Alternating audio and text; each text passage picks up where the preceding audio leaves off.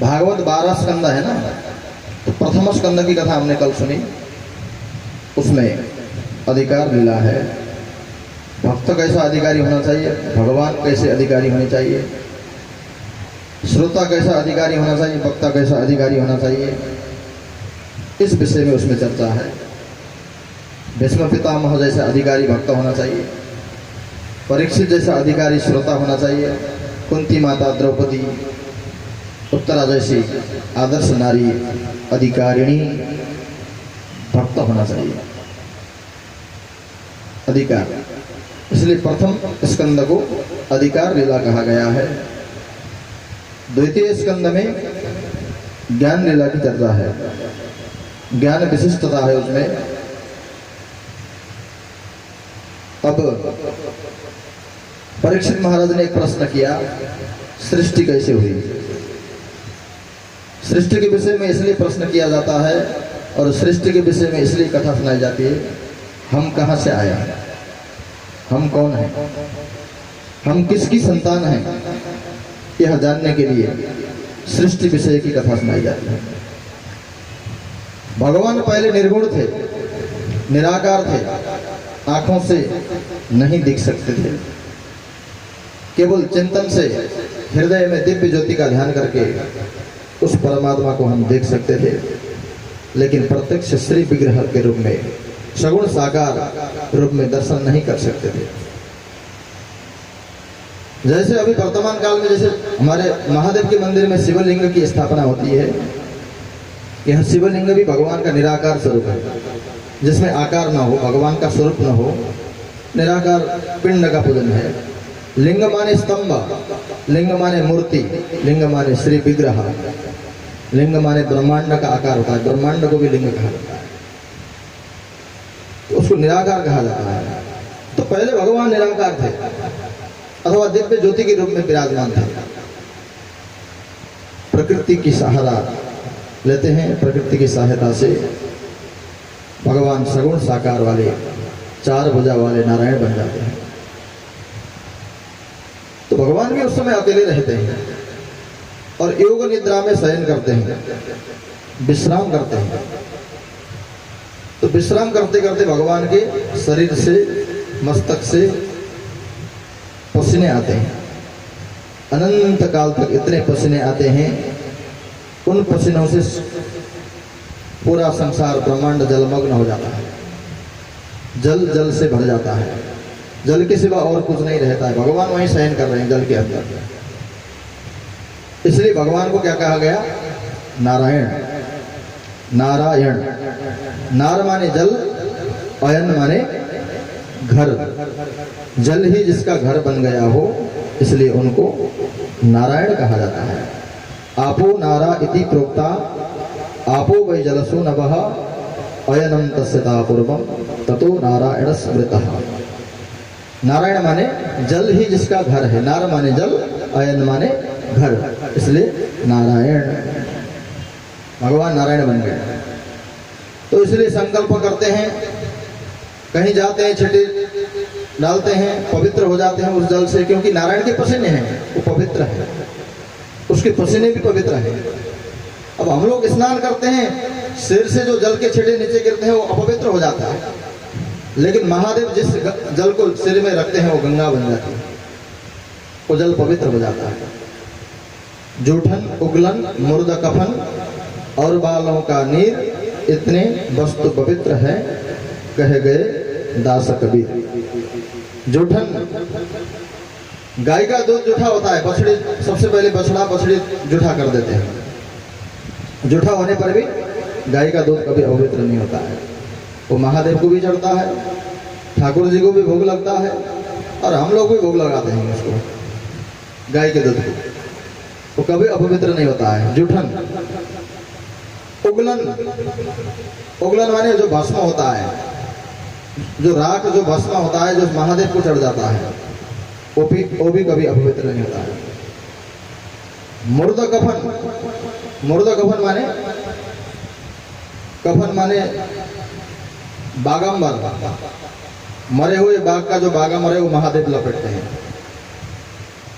प्राचीन काल में परमहंस साधु लोग भी इसको बागंबर को धारण करते थे। वो मुर्द कफन उसको कहा गया है। जूठन उगलन मुर्द कफन और बालों का नीर। वैसे हम लोग स्नान करेंगे, उसके जल की छींटे नीचे गिरेंगे तो वो अपवित्र हो जाएगा, लेकिन जब महादेव जिस जल को धारण कर लेते हैं वो गंगा बन जाती है।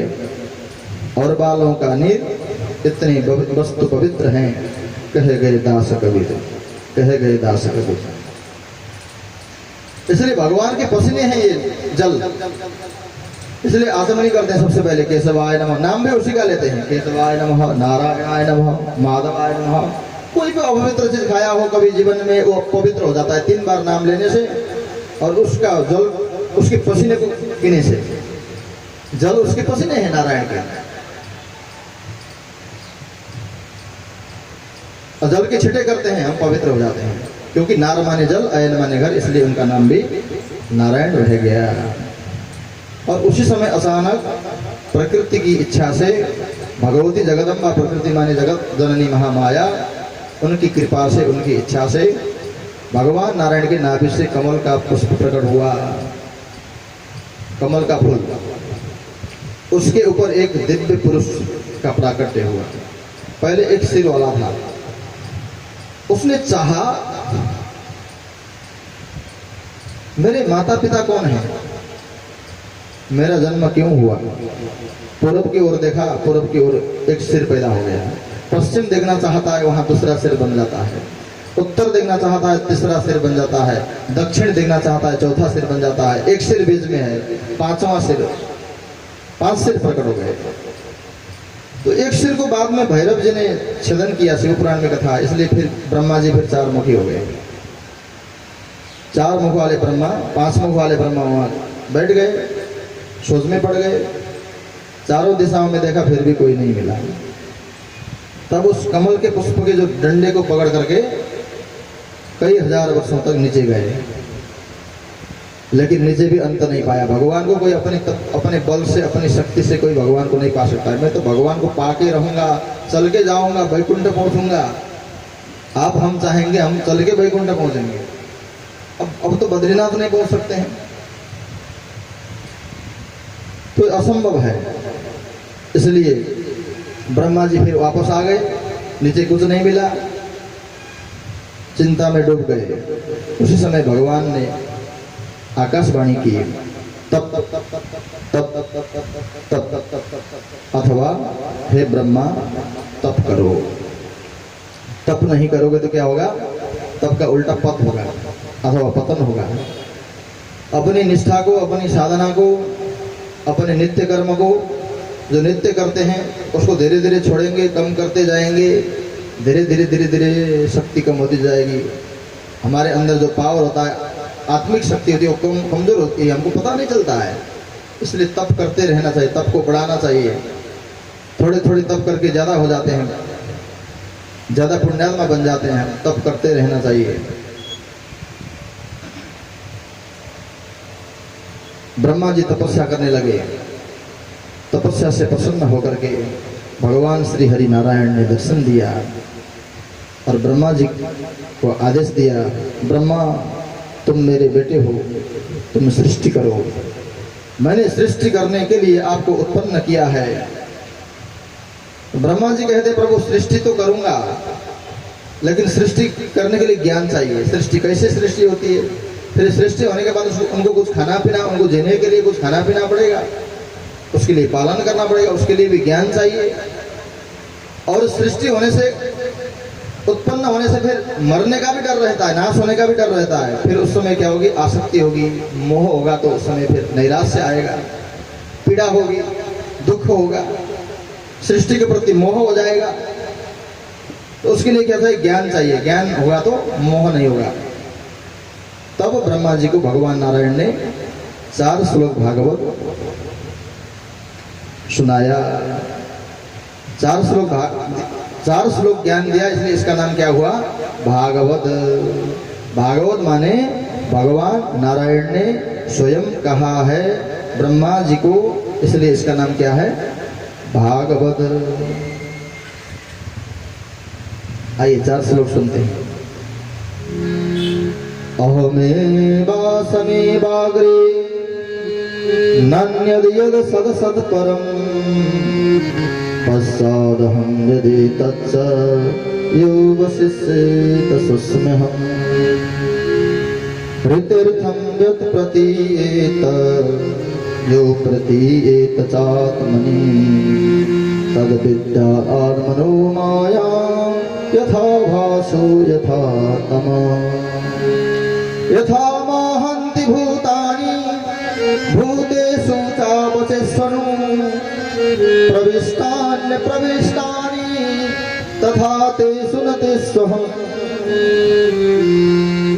एतावदेव जिज्ञास्यं तत्त्वजिज्ञासुनात्मनः अन्वय व्यतिरेकाभ्यां यत्स्यात् सर्वत्र सर्वदा। ये 4 श्लोक है, थोड़ा अर्थ भी बताते हैं। प्रथम श्लोक में कहा गया अहम एव असत अग्रे, अथवा पहले भी मैं था जब कुछ नहीं था। जब कुछ नहीं था तब मैं ही था, सिर्फ अकेला था। और अभी जो दृश्यमान जगत जो दिख रहा है ये भी मैं हूं, मैं ही बना हूं, क्योंकि बनाने वाला मिस्त्री भी वही है, बनने वाला सामग्री भी वही है, इसलिए वही है। इसलिए कहते हैं ना सिया राममय सब जग जानी, सिया राममय सब जग जानी। करहूं प्रणाम जोरी जुग पानी, करहूं प्रणाम जोरी जुग पानी।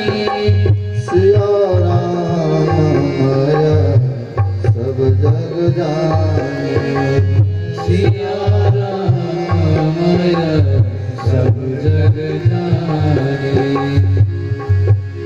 संपूर्ण चराचर सृष्टि में सिया राममय रूप से दर्शन करना चाहिए, इसलिए बताया क्योंकि वही बना है। मैं हूं, ये जो दिख रहा है सब मैं हूं। पहले भी मैं था, अकेले था, अब भी जो दिख रहा है सब मैं ही हूं, मेरे सिवा और कुछ है नहीं। भगवान खोजने की जरूरत ही नहीं है, सभी भगवान है, लेकिन दृष्टि में सिर्फ भेद है, सिर्फ दृष्टि में भेद है, नहीं तो सब भगवान है। और जो बाद में श्रेष्ठ रहेगा, अवशिष्ट रहेगा, वो भी मैं ही रहूंगा, अकेला मैं रहूंगा। छोटे छोटे बाल कृष्ण का दर्शन होता है मार्कंडेय ऋषि को अंत में।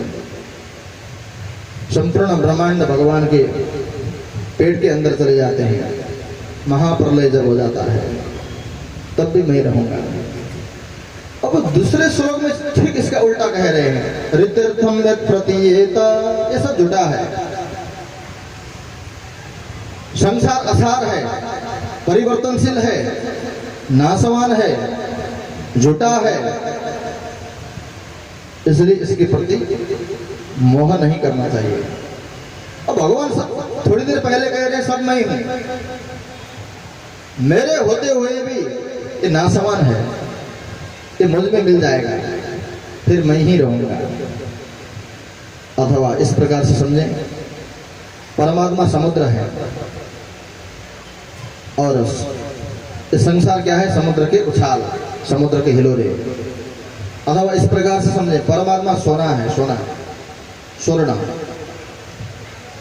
और संसार क्या है, गहने हैं। अब गहने को हम बिगाड़ेंगे तो क्या होगा, सोना बनेगा, इसलिए सोना सत्य है। लेकिन सोने के बिना गहना नहीं हो सकता है, गहने के बिना भी सोना बन सकता है, सोना हो सकता है। सोने के बिना गहने नहीं बन सकते हैं, लेकिन गहने के बिना, अभी गहने बने हुए हैं फिर भी सोना है।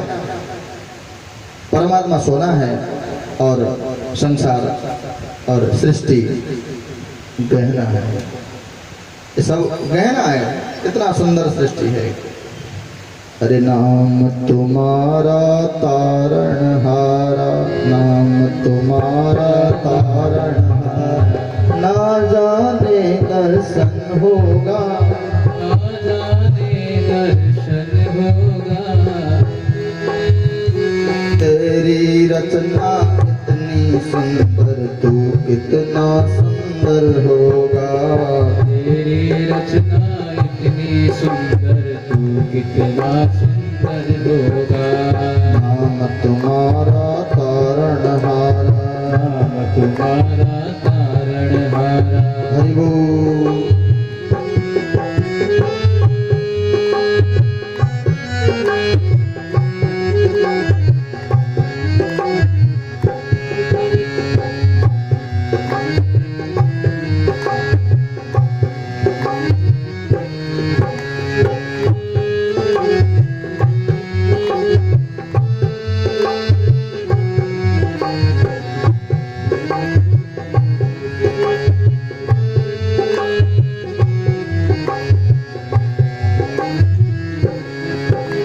सुर नर मन जन जिन चरणों में निस दिन ध्यान लगाते हैं, सुर नर मुनि जन जिन चरणों में निस दिन ध्यान लगाते हैं। जो भी तेरे दर पे आए मन वांछित फल पाते हैं। जो भी तेरे दर पे आए मन वांछित फल पाते हैं।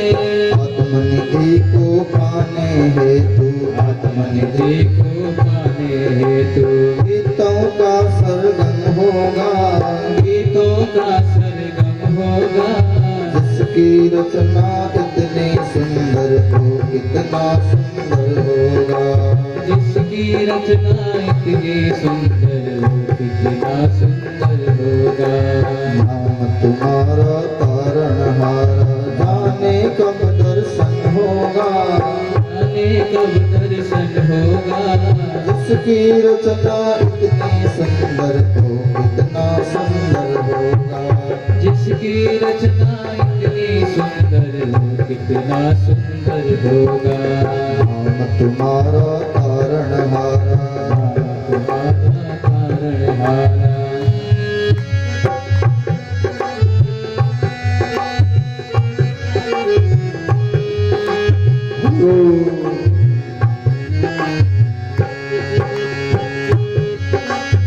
ये सब उसके गहने हैं, इसलिए इतने सुंदर लगते हैं। ये जंगल, ये पहाड़, ये हिमालय, ये पर्वत, ये सागर, ये नदियां, ये सब सृष्टि रचनाएं।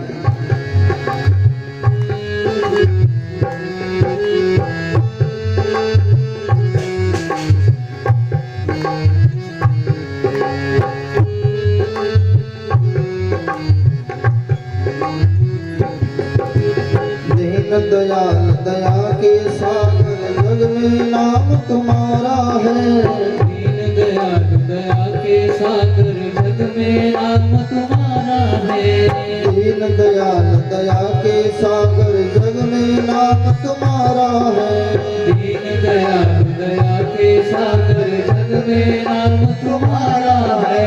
तुम बिन मेरे बाल कृष्ण यहाँ कोई नहीं हमारा है। तुम बिन मेरे बाल कृष्ण यहाँ कोई नहीं हमारा है।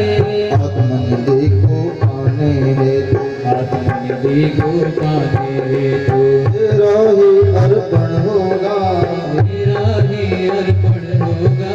जिसकी रचना इतनी सुंदर हो, कितना सुंदर होगा।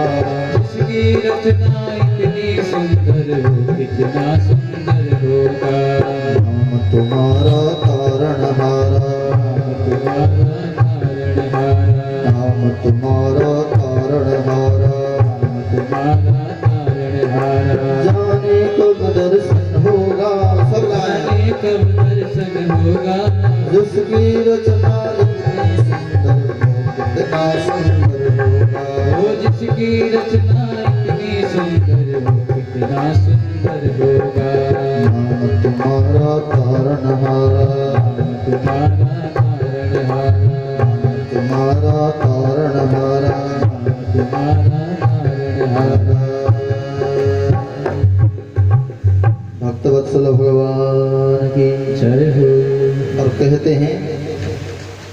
ज्ञान को जो जानता है, जो सुनता है, जो सुनाता है, इस ज्ञान को जीवन में जो धारण करता है, जानने से भी नहीं होगा, सुनने से भी नहीं होगा, सुनाने से भी नहीं होगा, जीवन में धारण करता है, उसको किसी के प्रति मोह नहीं होता है, सृष्टि के प्रति मोह नहीं होगा, वो भगवान का बन जाएगा। ऐसा होता है। ब्रह्मा जी को बता रहे हैं आपको किसी के प्रति मोह नहीं होगा, चाहे प्रलय हो जाए, चाहे महाप्रलय हो जाए, उस सृष्टि के प्रति आपका मोह नहीं होगा। वो प्रलय हो गया, मैंने इतना बड़ा बनाया था, हमें हो जाता है ना, हमें हो जाता है। अब देखिए भगवान श्री कृष्ण अपने 56 करोड़ यदुवंशियों के साथ रहते थे, हरा भरा परिवार था, स्वर्णमयी द्वारिका नगरी थी, कोई मुस्कुराहट, कोई प्रसन्नता। अब सारा समुद्र में डूब गया, सारे एक आपस में लड़ करके मर गए, चले गए अपने धाम। तो भगवान श्री कृष्ण अकेले बैठे हैं बड़े वृक्ष के छाहरी पर, कोई मुस्कुराहट, कोई प्रसन्नता कन्हैया के चेहरे पर। तो इसको कहते हैं ज्ञान, इसको ज्ञान कहा गया है। थोड़े थोड़े चीजों से परिवर्तन होने वाले को ज्ञान नहीं कहते। यह ज्ञान सुनाया। द्वितीय स्कंद में यही कथा ज्ञान लीला है।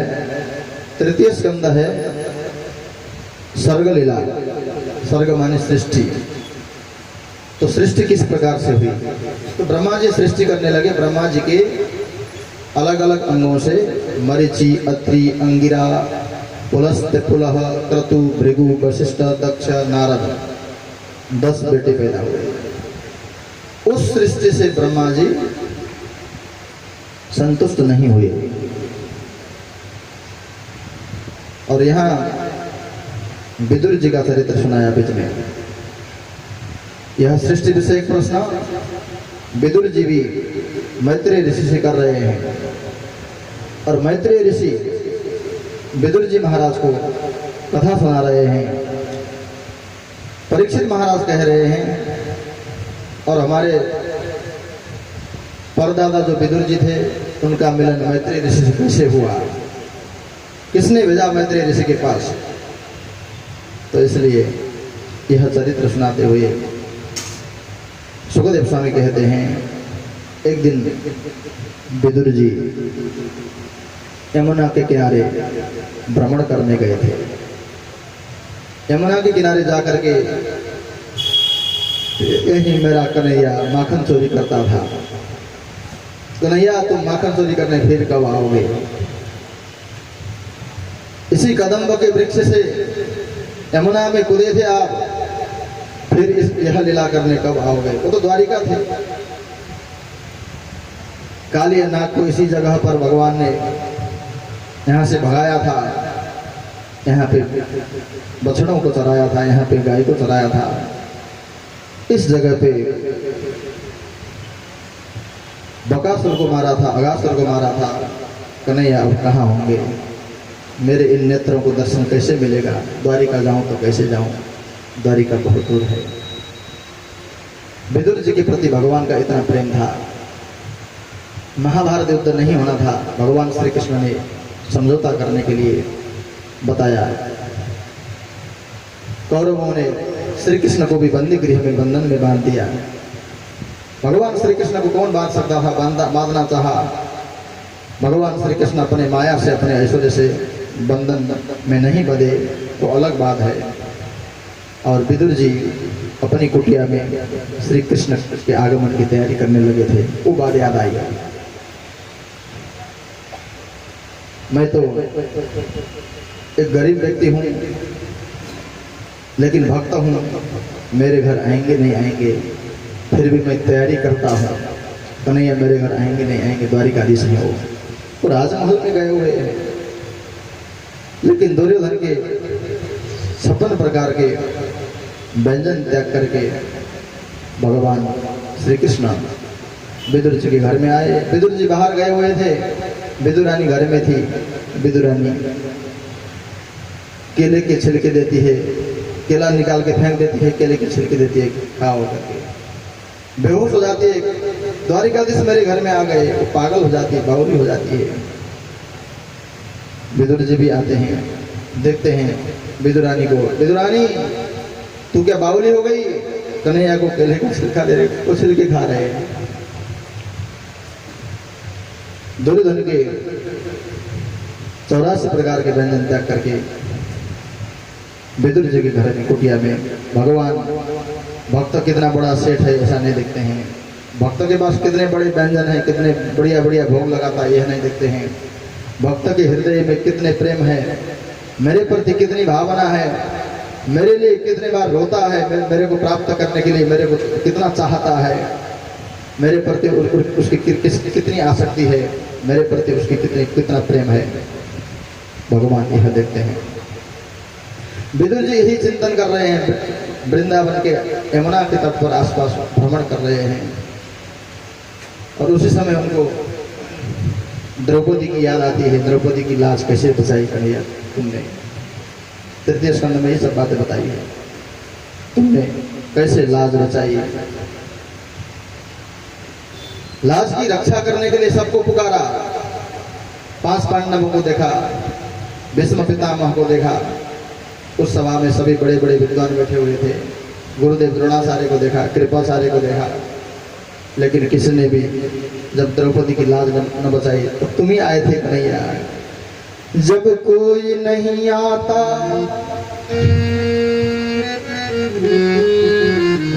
मेरा शाम आता है, मेरे दुख के दिनों में ओ बड़ा काम आता है।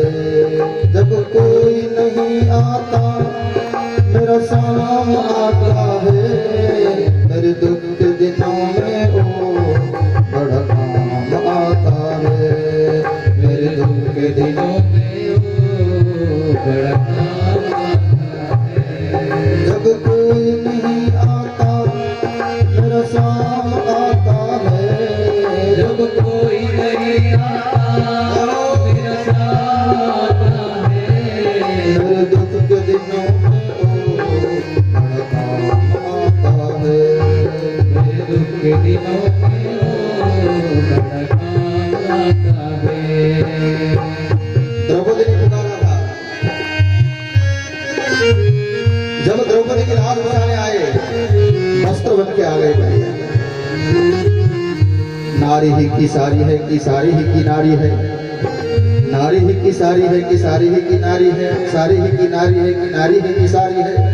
दुशासन थक गया, पूरा संबित हो गया, दुर्योधन का अहंकार चूर्ण चूर्ण हो गया, वस्त्र रूप बन गए कन्हैया। बनाने वाली द्रौपदी चाहिए। मेरी नैया चलती है पतवार नहीं दिखती, मेरी नैया चलती है पतवार नहीं दिखती, किसी और की अब मुझको दरकार नहीं पड़ती, किसी और की मुझको दरकार नहीं पड़ती। दरकार पड़े जब भी वो दौड़ा आता है, दरकार पड़े जब भी दौड़ा आता है, मेरे दुख के दिनों में वो बड़ा काम आता है, मेरे दुख के दिनों में वो बड़ा काम आता है। जब कोई नहीं आता मेरा शाम आता है, जब कोई नहीं आता मेरा शाम आता है, मेरे दुख के दिनों में वो बड़ा काम आता है, मेरे दुख के दिनों में वो बड़ा काम आता है। हरि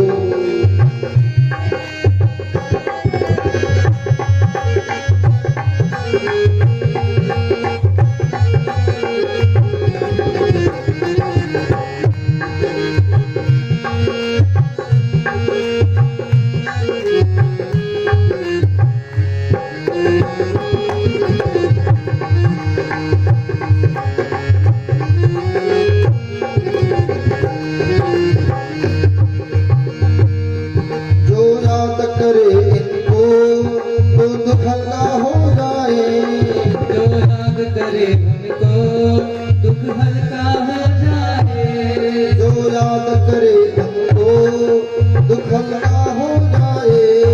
जो याद करे तो दुख हल्का हो जाए।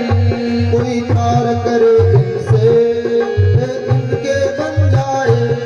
कोई प्यार करे इनसे वो इनके हो जाए। बिन बोले दुख को पहचान जाता है। ये बिन बोले दुख को पहचान जाता है।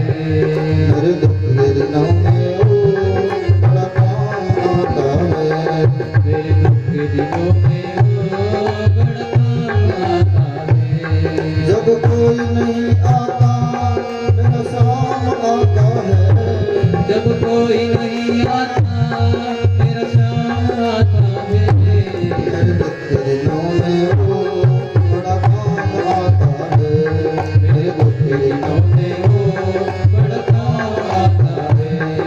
हरि बोल, सब तालियां बजाएं।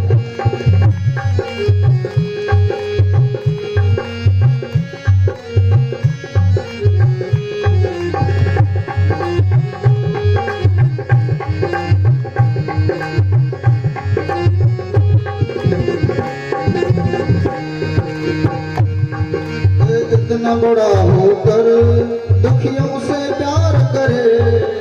इतना बड़ा होकर दुखियों से प्यार करे। इतना बड़ा होकर गरीबों से प्यार करे। इतना बड़ा होकर दुखियों से प्यार करे। चाहे छोटा हो या बड़ा सबको स्वीकार करे। चाहे छोटा हो बड़ा सबको स्वीकार करे। हम भक्तों का कहना ये मान जाते हैं। हम भक्तों का कहना ये मान जाते हैं। मेरे दुख के दिनों में वो बड़ा काम आता है। मेरे दुख के दिनों में वो बड़ा काम आता है। मेरे दुख के दिनों में वो बड़ा काम आता है। मेरे दुख के दिनों में वो बड़ा काम आता है। जब कोई नहीं आता, जब कोई नहीं आता, जब कोई नहीं आता, जब कोई नहीं आता मेरा शाम आता है। मेरा शाम आता है। मेरे दुख के दिनों में वो बड़ा काम आता है। मेरे दुख के दिनों में वो बड़ा काम आता है। जब कोई नहीं आता मेरा शाम आता है। जब कोई नहीं आता मेरा शाम आता है। जब कोई नहीं आता मेरा शाम आता है। जब कोई नहीं आता मेरा शाम आता है। मेरे दुख के दिनों में वो बड़ा काम आता है। मेरे दुख के दिनों में वो बड़ा काम आता है। इस प्रकार से द्रौपदी की चरित्र को भी याद करते हैं। द्रौपदी की लाज भी आपने रखी थी। हे मनमोहन, हे श्याम सुंदर, तुम कहाँ हो? विदुर जी ढूंढ रहे हैं, कल्पना कर रहे हैं, तुम यही हो, कहीं नहीं गए हो। फिर भी कहते हैं तुम यही हो, यहीं कहीं घूम रहे होंगे, लेकिन मुझे तुम दिख नहीं रहे हो। तुम कहीं माखन चोरने तो नहीं चले गए? तुम कहीं रास लीला रसाने तो नहीं चले गए गोपियों के साथ में? तुम जब रासलीला रचाते हो हमेशा पूर्णिमा रहती है, चंद्रमा हमेशा टकटकी लगा करके दिखती है। तुम कहाँ हो? इस प्रकार से कल्पना में डूबते हैं। उसी समय उद्धव जी महाराज आते हैं। उद्धव जी को देखते ही प्रसन्न होते। उद्धव जी, आप कन्हैया कहाँ है? आप अकेले कैसे? आप अकेले कैसे आए? कैसे आना होगा? और द्वारिकाधीश कैसे हैं? द्वारिका में सब कुशल तो है? तब उद्धव जी कहते हैं अब कोई नहीं, 4-5 जने बचे हैं, उसमें से एक मैं यहाँ आ गया हूँ। अर्जुन वापस हस्तिनापुर जा रहा है और मैं आपके पास आया हूँ। कन्हैया भी अकेले थे, वो चले जाने वाले थे, मेरे को आपके पास भेजा। मेरे पास भेजा तो कन्हैया ने मेरे को भी याद किया हाँ, आपको जरूर याद किए, इसलिए मैं यहाँ आया हूँ। मुझे भेजा है और कहा है मैं तो अब मिलूंगा नहीं, लेकिन जो मेरा स्वरूप भागवत वो कथा हरिद्वार में मैत्रेय ऋषि के पास है, तुम मैत्रेय ऋषि के पास जाओ। यह संदेश दिया है, इसलिए आपको मैं हरिद्वार भेजने आया हूँ और मुझे बद्रीनाथ जाने के लिए कहा है। मैं बद्रीनाथ जा रहा हूँ, तो नर नारायण के साथ वहीं रहना है मुझे। उद्धव जी बद्रीनाथ चले गए, विदुर जी हरिद्वार चले गए और मैत्रेय ऋषि के पास भी यही सृष्टि विषय प्रश्न किया। मरीचि अत्रि अंगिरा मरीचि अत्रि अंगिरा पुलस्त्य पुलह क्रतु भृगु वशिष्ठ दक्ष नारद 10 बेटे हुए। उस सृष्टि से ब्रह्मा जी को आनंद नहीं आया। भगवान का आदेश है सृष्टि करो, तो सृष्टि करते समय पूरा भर जाना चाहिए पूरा सृष्टि। 10 पुत्र हुए, वो भी कुछ ब्रह्मचारी बन गए, कुछ जंगल चले गए तपस्या करने, सनक आदि मनिंद्र भी हुए, उससे प्रसन्न नहीं हुए। तब भगवान का चिंतन करने लगे आंख बंद करके। उसी समय दक्षिण अंग से स्वयंभू मनु महाराज और वामा अंग से शतरूपा महारानी प्रकट हुई। मनु शतरूपा को सृष्टि करने का आदेश देते हैं ब्रह्मा जी, लेकिन सृष्टि तो करें, सृष्टि कहाँ करें? सृष्टि करने के लिए भूमि नहीं है, घर नहीं है, थल नहीं है। उस समय एक बड़ा वीर उल्कापात दैत्य प्रकट हुआ, जिसका नाम था हिरण्याक्ष। इस पृथ्वी को समुद्र में ले जाकर के प्रवेश कर दिया, समुद्र में ले गया अपहरण करके, तो जल ही जल से भरा हुआ था। कहाँ सृष्टि करें? सृष्टि करने के लिए कहीं जगह नहीं है। ब्रह्मा जी फिर भगवान नारायण का चिंतन करने लगते हैं। ब्रह्मा जी की नासिका से वराह भगवान प्रकट होते हैं। प्रकट होते ही एक अंगूठे के बराबर होते हैं प्रकट होते समय नाक से, और धीरे धीरे बढ़ने लगते हैं। आकाश पूरा भर जाता है भगवान के स्वरूप से। भगवान अट्टहास करते हैं, गर्जना करते हैं। देवता लोगों को पता चलता है, देवता लोग स्तुति करते हैं और समुद्र में प्रवेश करते हैं और पृथ्वी को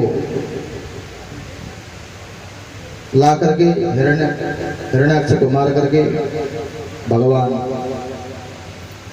सभी देवताओं को आश्रय देते हैं। सभी देवता लोग बराह भगवान की स्तुति करते हैं।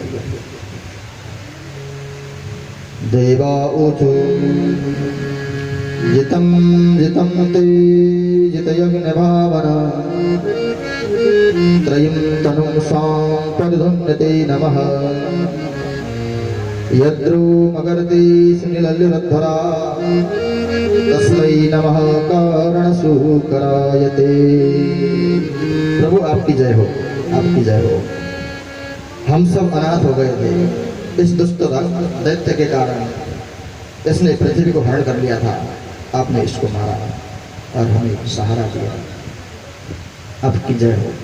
इस प्रकार से नाना भांति स्तुति प्रार्थना करते हैं, देवताओं को आश्रय देते हैं, समुद्र के ऊपर पृथ्वी को स्थापित करते हैं। इसलिए इस पृथ्वी का नाम है बाराही। बराह भगवान की पत्नी बनती है, भगवान नारायण की पत्नी है पृथ्वी, धरती माता, इसका नाम बाराही है। मनु शतरूपा सृष्टि करने लगे। मैथुरी सृष्टि का आरंभ हुआ, इससे पहले संकल्प सृष्टि ही था।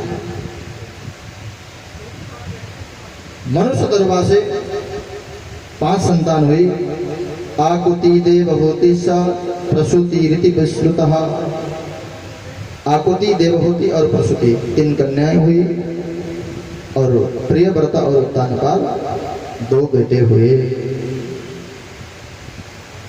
आकुति का विवाह रुचि नाम के प्रजापति से हुआ। आकुति और रुचि से भगवान यज्ञ नारायण प्रकट हुए। जिसको हम यज्ञ कहते हैं, यज्ञ नारायण कहते हैं, यज्ञ में जिसका आवाहन होता है, जिसको यज्ञ में प्रतिष्ठित किया जाता है, वो यज्ञ पुरुष है। नारायण के अनेक स्वरूप हैं, लेकिन यज्ञ करते हैं जब यज्ञ पुरुष नारायण को बुलाया जाता है, उसमें यज्ञ नारायण कहा जाता है। यज्ञ नारायण भगवान प्रकट हुए और देवहूति का विवाह महामुनि कर्दम से हुआ। कर्दम और देवहूति से 9 कन्याएं हुई और सबसे छोटे बेटे हुए भगवान कपिल देव। कपिल अवतार 24 अवतार मध्ये एक अवतार गंगा सागर में अब भी तपस्या करते हैं कपिल भगवान, ऐसी मान्यता है शास्त्रों में। तो यहां एक विमान का वर्णन है। कपिल देव जी ने एक अपने दिव्य शक्ति के द्वारा विमान प्रकट किया, उस विमान में विहार किया। उस विमान में सब सुख सुविधाएं थी। 9 कन्याएं हुई। कर्दम ऋषि जंगल जाने लगे तपस्या करने के लिए। नहीं प्रभु, ये बेटियां हैं, ये बेटियां सब अपने अपने घर चली जाएगी, आप जंगल चले जाओ, मैं अकेली कैसे रहूंगी, मेरा सहारा कोई चाहिए। फिर पुत्र की उत्पत्ति हुई जिसका नाम कपिल रखा गया। ये स्वयं भगवान नारायण है। तो भगवान ने ही गर्दम ऋषि को विवाह करने के लिए कहा था। उस समय यह बताया था कि विवाह तब करूंगा आप मेरे बेटे बन के आएंगे तब, इसलिए बेटे बन के आए हैं। लेकिन देवहूति माता को पता चला यह तो स्वयं भगवान है, मेरा बेटा बन के आया है। प्रश्न किया, दिव्य प्रश्न है। तन्तागताहं शरणं शरण्यं स्ववृत्त संसार तरुकुठारं जिज्ञासयाहं प्रकृति पुरुषस्य नमामि सद्धर्म विदां वरिष्ठम्। मैं आपके शरण में हूं, आप मुझे दिव्य ज्ञान प्रदान करें। आप मुझे ज्ञान दें, सांख्य योग के विषय में बताएं, अष्टांग योग के विषय में बताएं, भक्ति योग के विषय में बताएं, और संसार से मनुष्य की मुक्ति कैसे होती है इस विषय में बताएं। संसार तरो कुठारम, एक तो कुठार होता है, कुठार माने कुल्हाड़ी। कुल्हाड़ी से क्या काटा जाता है? काष्ठ को काटा जाता है। उस कुल्हाड़ी से काष्ठ को काटा जाता है। लेकिन आप एक ऐसे कुल्हाड़ी हैं, आप कष्ट काटने वाले हैं, आप कष्ट काटने वाले कुल्हाड़ी हैं। मैं आपके शरण में हूं प्रभु। कपिल देव कहते हैं मैया आप यह क्या कर रही है? मैया आप क्या कर रही है? मैं तो आपका बेटा हूं। नहीं प्रभु, मुझे पागल मत बनाइए, मैं आपको जान गई हूं, मैं पहचान गई हूं, आप मुझे दिव्य ज्ञान प्रदान करें। तब कपिल देव भगवान कहते हैं भैया मुक्ति प्राप्त करने के लिए सबसे पहली श्रेणी है सत्संग। सत्संग करने जाइए। तो देवहूति कहते हैं सत्संग करने किसके पास जाए? संत के पास जाइए।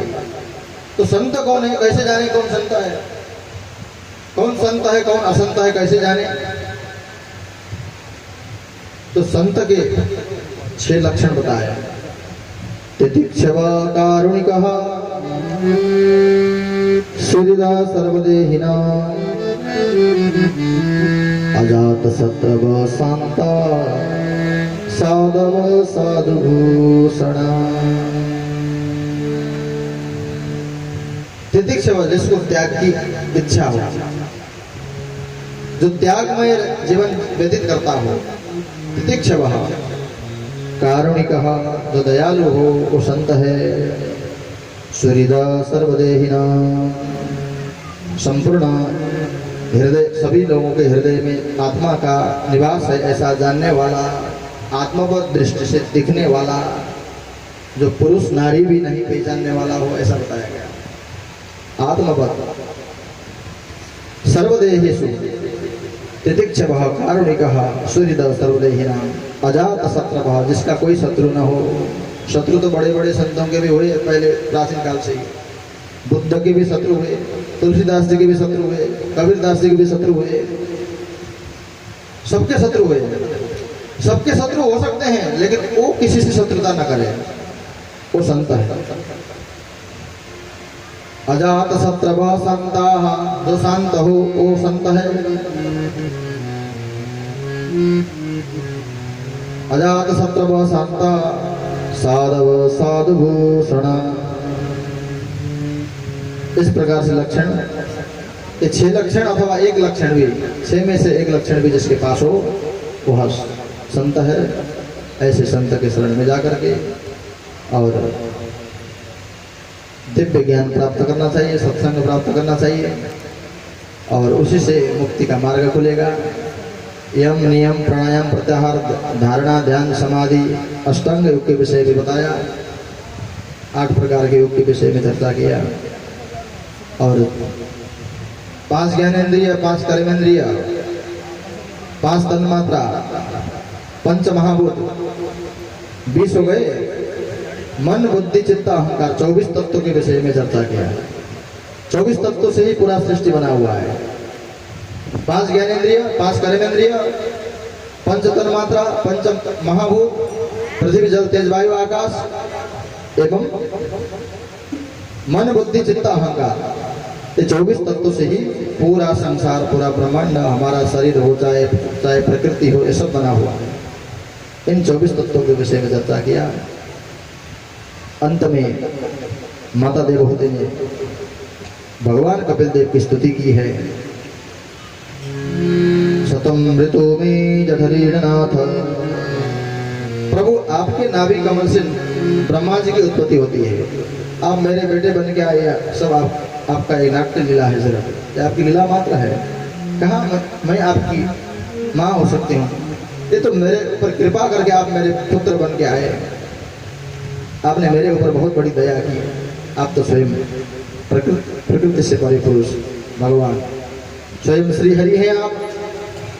आपका नाम लेने वाला कितना नीचा व्यक्ति क्यों न हो, आपका नाम लेने वाला वो श्रेष्ठ है। लेकिन 12 गुण से युक्त ब्राह्मण हो, यदि आपका नाम नहीं लेता है, आपकी भक्ति नहीं करता है, वो सबसे नीचा है, वो चंडाल है, ऐसा बताया गया। वो सबसे नीचा है। 12 गुण है ब्राह्मण के अंदर, लेकिन आपकी भक्ति नहीं करता है, तो वो ब्राह्मण अपूजनीय है। लेकिन यदि चंडाल भी है, आपकी भक्ति करता है, उसके अंदर कोई गुण नहीं है, फिर भी वो पूजनीय होता है। आपका नाम इतना चमत्कारी है, आपके काम इतने चमत्कारी है, और मैं कैसे आपकी माँ हो सकती हूँ? आप तो ब्रह्मा के भी बाप हैं। इस प्रकार से चर्चा किया और तृतीय स्कंद की कथा को यहीं विश्राम दिया। भक्त वत्सल भगवान की जय हो। चतुर्थ स्कंद में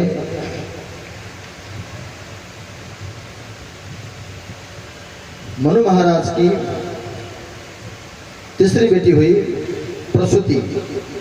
प्रसूति का विवाह हुआ दक्ष प्रजापति से। दक्ष प्रजापति से 16 कन्याएं हुई।